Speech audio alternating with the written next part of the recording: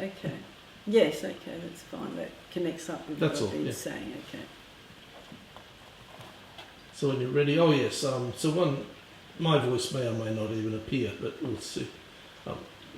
Well, one other name that you have cited several times is that of Charles Morris, who was in the, I suppose, in the ancestry of Peirce, not the ancestry, one of the students? No, don't know.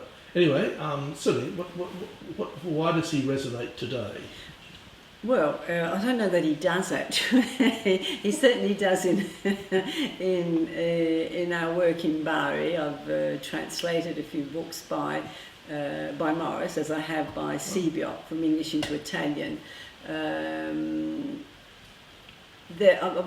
also did years ago. I wrote an essay tracing out, a line of thought, which goes from Peirce to Jacobson, Morris, and Sebiot, for example. I identify a connection that holds, that shows the continuity in thought through these different names, each of which obviously has his own singularity with respect to the tradition. But Morris was Sebiot's teacher.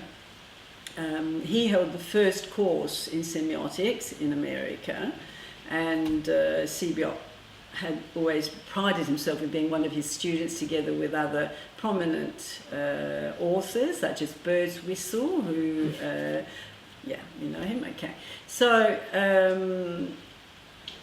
Morris has authored foundational books, theory of lineamenti di una teoria generale. This is ridiculous, I know it in Italian because I translated it in Italian. Theory of a general lineamenti di una teoria generale dei segni.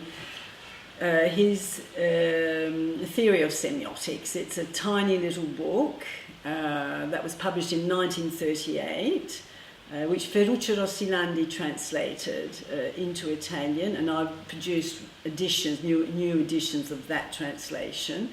And then Morris is the author of Science, Language and Behaviour, which brings him into a different phase of his research.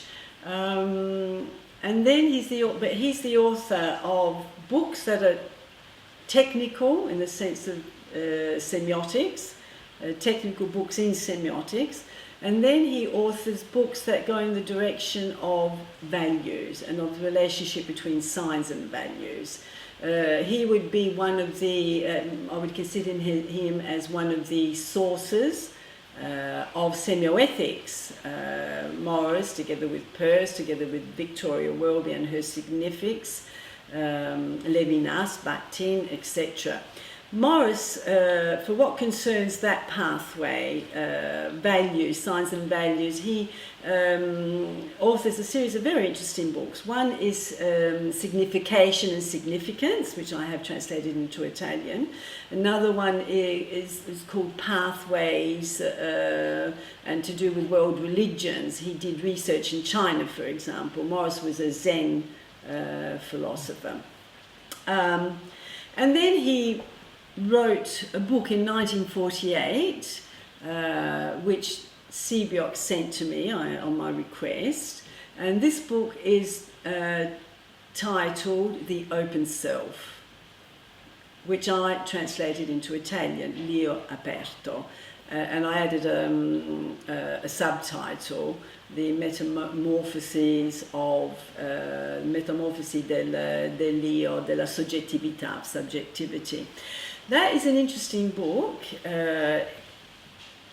influenced by the psychological sciences of the time, but for what interests me, interesting because he looks at signs and values together.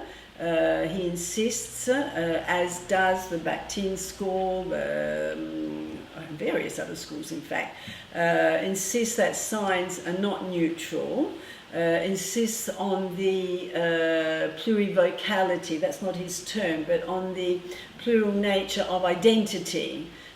showing how identity is fragmented, is made of different voices, as Bakhtin was saying, different faces.